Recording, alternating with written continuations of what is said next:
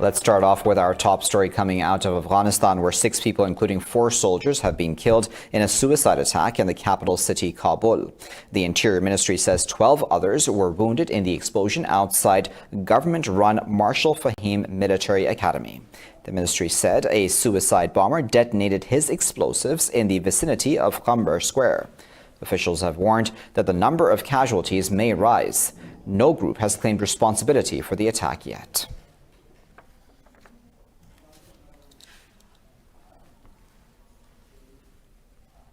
Indian-occupied Kashmir is to observe a complete shutdown on the 36th martyrdom anniversary of liberation leader Muhammad Maqbool Butt. India hanged the pro-freedom activist in New Delhi's Tihar jail in 1984. All parties Hurriyat Conference, Jammu and Kashmir Liberation Front and other pro-freedom parties have called for protests and rallies.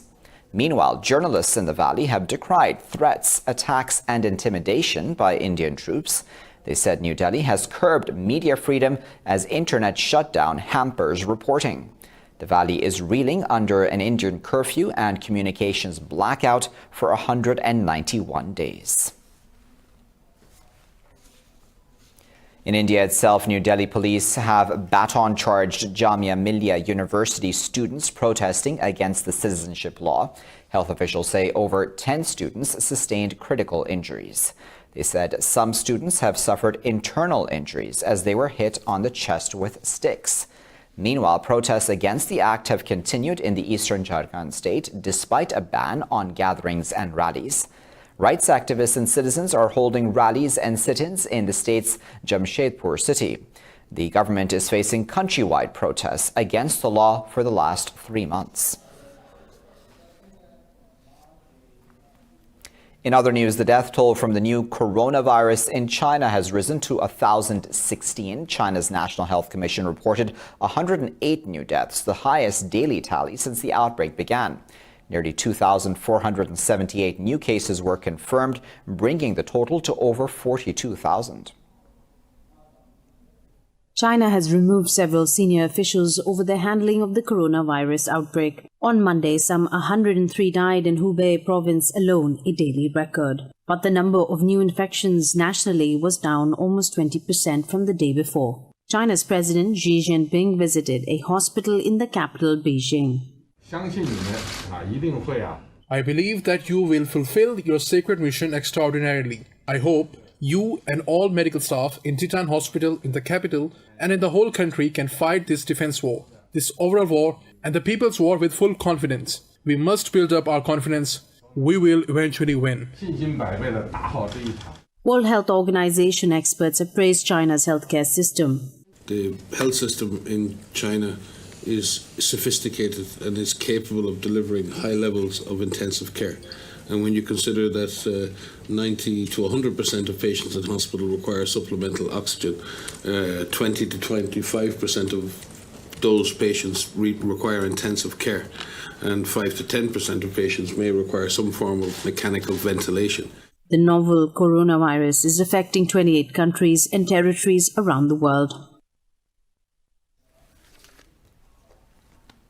U.S. President Donald Trump says he expects the coronavirus outbreak to disappear in April because of the hot weather. Trump's comments come as Britain declared coronavirus a serious and imminent threat. Speaking to a meeting of the nation's governors, Trump said Washington is in great shape to fight the outbreak. The folks who are here that are hardworking and In China, an advanced WHO medical team has arrived to help investigate the outbreak.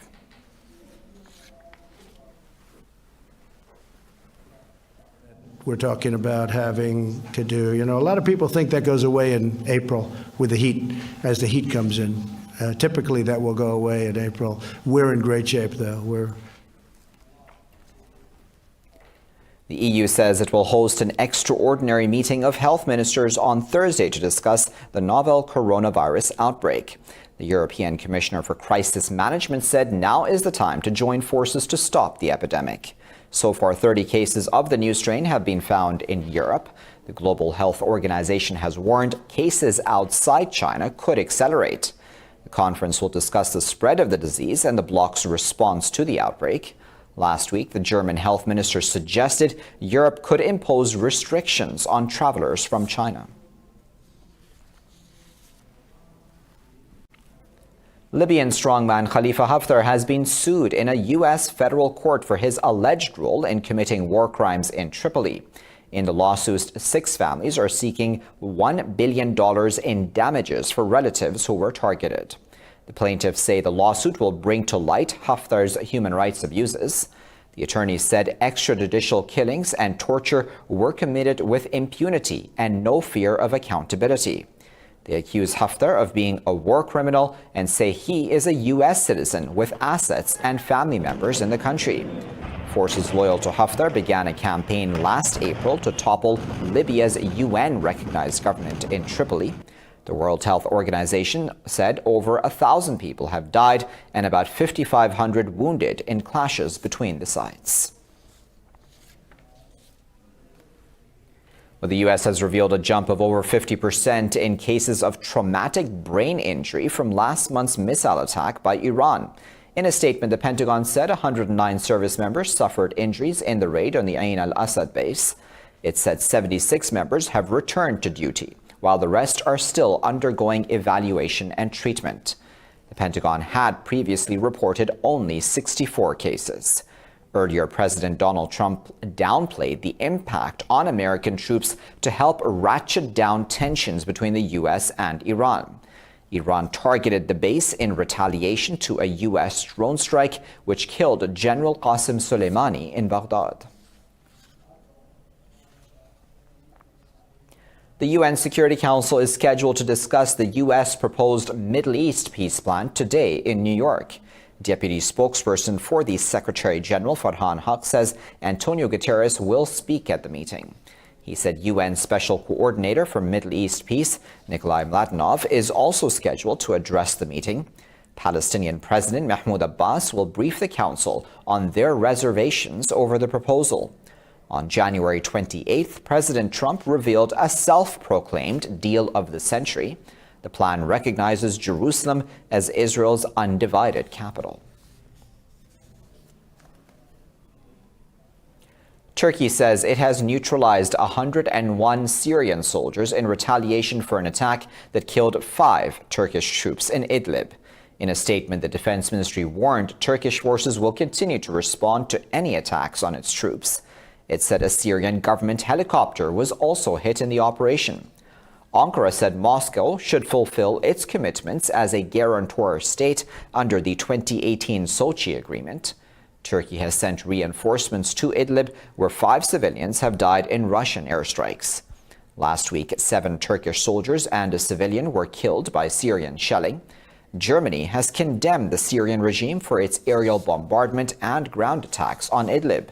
The UN says violence in the border town has displaced 700,000 people since December.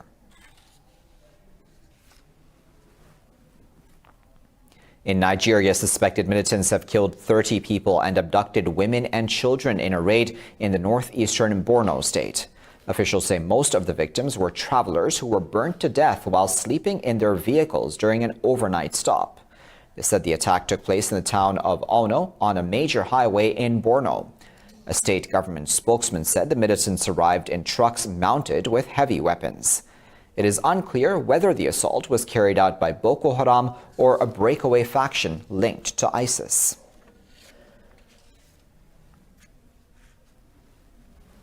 Meanwhile, in Somalia, 2 government soldiers have been killed and 4 others wounded after a bomb explosion targeted a military vehicle near Mogadishu. Police said the blast happened in Sinkadir on the capital's outskirts. Security forces say 3 civilians were wounded in the attack. Earlier, 3 people were killed when a roadside bomb destroyed a minibus in Lower Shabelle. No group has yet claimed responsibility for either attack. The Al-Qaeda-affiliated group Al-Shabaab has claimed responsibility for many attacks in Somalia over the years. In Bangladesh, 16 Rohingya refugees have died after a boat capsized near St. Martin's Island in the Bay of Bengal. The Coast Guard says 70 refugees on their way to Malaysia have been rescued. Officials said some 130 people were on the fishing vessel for the hazardous journey. They said an operation is underway to save the remaining people. Officials say all of the migrants are mainly from the refugee camps in Cox's Bazar who were lured by traffickers. Around 750,000 Rohingya who fled the Myanmar military crackdown in 2017 reside in Bangladesh. In Sudan, Pakistani peacekeepers have distributed aid to women as part of an initiative by the UN mission in Darfur. The aid items included goats, Scotch carts, and quilts. Pakistani peacekeepers' humanitarian efforts have been acknowledged by the UN mission in Darfur. The troops are currently serving in 7 UN operations.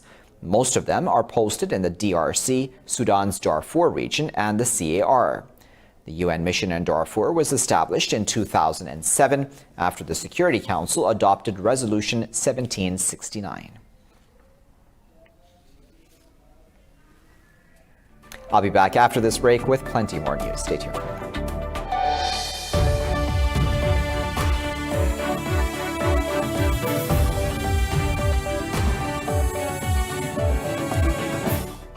Welcome back. Now, Pakistan has published a booklet on its nuclear security regime. The step is a part of Pakistan's practice to share information on the measures taken to further strengthen nuclear security. In a statement, Foreign Office spokesperson Aisha Faruqi said the booklet demonstrates the high-level attention that nuclear security continues to receive in Pakistan. She said copies of the booklet are being distributed among the participants of the 3rd International Conference on Nuclear Security organized by the IAEA in Vienna. The spokesperson said Pakistan has established a comprehensive national nuclear security regime which is at par with international standards and guidelines. The regime is based on an extensive legislative and regulatory framework governing the security of nuclear materials and radioactive substances. On to Ireland now, where the main opposition party, Fianna Fáil, has won the most seats in the country's general elections. The party has taken 38 seats, only one ahead of Sinn Féin, who recorded a historic result. The ruling party, Fine Gael, finished third with 35 seats. With first preferences counted, Sinn Féin led the table with 24.5% of the vote. It was followed on 22% by Fianna Fáil and 21% for Fine Gael. The two traditional main parties have ruled out a coalition with the left-wing Sinn Féin, citing its tax policies and IRA past as deterrents. So we've commenced discussions and contact with the leaders of the Green Party, the Social Democrats, People Before Profit, the Labour Party. I hope that we will meet over the coming days to explore in real terms whether we have the numbers and whether the political will exists. A combination of two of the three big parties will require the support of other lawmakers or smaller parties to form a government. Now, Scotland's First Minister Nicola Sturgeon says her country is taking steps to hold an independence referendum. Addressing a news conference in Brussels, Sturgeon said it is a matter of when rather than if the country leaves the UK. Earlier, she met with the EU's Brexit negotiator, Michel Barnier, for bilateral talks in Brussels. She said Scotland needed to have a referendum before declaring independence. We will seek to become an independent country and then seek to re-establish our EU membership. And the case for us being able to choose independence is clear. The leader of Germany's main governing party, Annegret Kramp-Karrenbauer, has decided to step down. She will not put herself forward to replace Angela Merkel as federal chancellor. The race to succeed Angela Merkel as German leader is now wide open. Kramp-Karrenbauer's decision came after questions were raised about her ability to command authority in the party. She took over as head of the Christian Democratic Union in December 2018. Chancellor Merkel complimented Kramp-Karrenbauer's work as a ruling party leader. Merkel said she regrets her protégé's decision not to run for chancellor in next year's federal election. The U.S. has charged 4 members of China's People's Liberation Army for the 2017 Equifax Credit Reporting Agency breach. The hack left exposed sensitive data belonging to 150 million American citizens. The PLA members have been charged with hacking Equifax digital systems and economic espionage. U.S. Attorney General William Barr said the hackers obtained names, birthdays, and social security numbers. Intruders also stole Equifax trade secrets. Our cases reveal a pattern of state-sponsored computer intrusions and thefts by China targeting trade secrets and confidential business information. Hacks by the group known as APT-10, which worked in association with the Chinese Ministry of State Security, or MSS, to target managed service providers and their clients worldwide across industries. China says it opposes external interference in Venezuela and urges countries to end sanctions against the country. A foreign ministry spokesperson said in response to reports the U.S. will impose sanctions against the Venezuelan state airline. Spokesperson Geng Shuang said China's position on the Venezuela issue is consistent and clear. He said China adheres to the UN Charter and basic norms governing international relations. Geng said Beijing urges the states to assess the humanitarian situation in Caracas. He said sanctions against Venezuela have seriously affected its economy. The spokesperson warned the situation could run out of control. Well, Venezuela's President Nicolas Maduro says he will go to the international courts to fight U.S. sanctions. This comes after the U.S. Treasury Department added the Venezuelan airline Conviasa and its entire fleet to a sanctions list. President Maduro said he will not let Washington inflict damage on the airline. He called the move a terror attack and blamed U.S.-backed leader Juan Guaido for the sanctions. It is a terrorist attack by the right wing ordered by Donald Trump and Ivan Duque, and by the homeland betrayer Juan Guaido against the public services of Venezuela.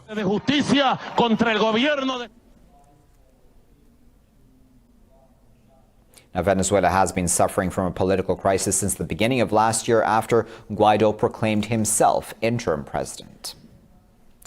Toppled Bolivian leader Evo Morales has left Argentina for Cuba for a medical procedure. Morales moved to Argentina from Bolivia when his October election victory was voided after accusations of vote rigging. Morales' spokesperson said the leader took an unscheduled flight to Cuba for health reasons and will return this weekend. Since arriving in Argentina, Morales has campaigned for his Movement for Socialism party ahead of Bolivia's upcoming presidential election. Recent opinion polls put the MAS ahead against the divided opposition, but not by enough to avoid a second-round runoff.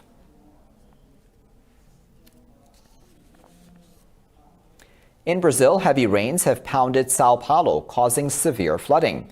Major road arteries are submerged in water, causing traffic jams. Commuter trains have been stopped in their tracks by the heavy rain. The Titi and Pinheiros rivers broke their banks, inundating low-lying areas and stranding cars on bridges. Weather reports suggest heavier rains are expected to hit Sao Paulo and surrounding areas in the coming days. In the UK, Storm Kira has continued to batter parts of England with high winds causing severe flooding. In London, a man died when his car was hit by a falling tree on the motorway. Airlines have cancelled dozens of domestic and international flights, while rail companies have urged passengers not to travel. In Yorkshire, it is feared rain could overwhelm flood defences, threatening lives and property. Near Chepstow, traffic was disrupted after a falling pylon crushed a lorry on the Severn Bridge. Power cuts have been reported in large parts of the country, including Stowmarket, Woodbridge, Aldborough, and several smaller towns. Ferry passengers also face delays and cancellations.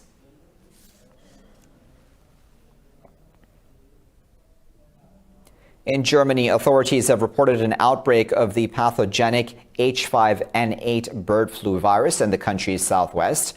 The virus has killed 44 birds from a flock of 69 in Baden-Württemberg. A government report says poultry and captive birds suspected of being infected were culled last week. Dispatches of poultry and poultry-based products from the affected area have also been stopped. In January, a case of the virus was found in a wild bird in the state of Brandenburg. Earlier this month, one case of H5N8 was also found by Saudi Arabian authorities at a farm in Riyadh. Now, when people think of racing animals, they think of horses, dogs, and even camels. But in Ecuador, children have been racing llamas for years. This report explains why. Here in Ecuador's Andes, llamas are the four-legged athletes of choice and children are the riders. They have to feed them, groom them, and make sure the animals get enough exercise. Once a year, they pull on ponchos and the distinctive traditional leather and fur riding pants called zamaros to test their courage in a race called Lamin Gada. Llama racing excited me. In my mind, I am thinking about whether I am going to win or lose. Riders, sometimes as young as 2 or 4, climb onto their backs and bounce their way through the 500-meter race. I feel good because I won the race this year. I am calling on people to look after the environment and not to burn nature. This is the one day of the year when the symbol and work llama of the Andes Mountains becomes the star. Children from a very young age are able to ride and have this connection with the camelid. Zulma and alpaca have been domesticated by the Indians. They are used to transport milk, firewood, and other materials that we use on a daily basis. Because of its distinctive padded feet, the llama doesn't damage the land the way a horse can. So, the event helps promote the animal and preserve the delicate ecosystems of the mountains.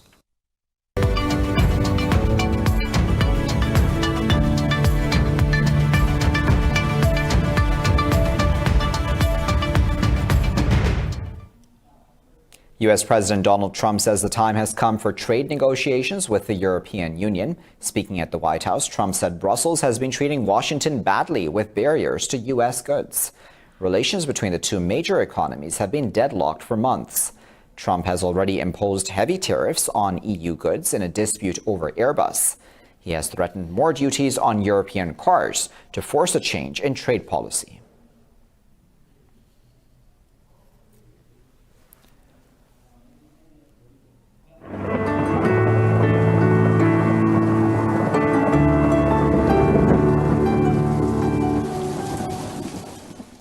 Let's now find out what the weather is like around the world.